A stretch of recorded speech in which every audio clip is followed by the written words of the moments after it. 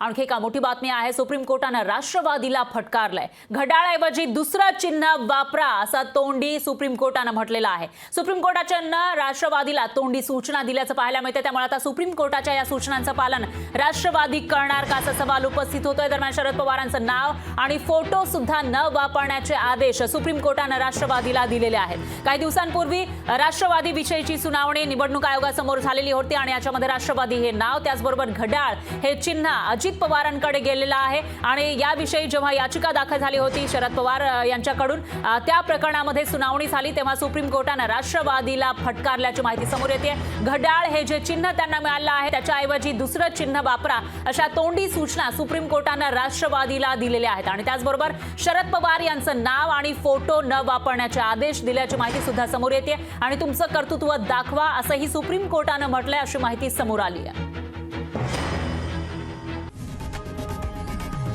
लोकशाही मराठी ऐका, पहा, जागरूक रहा।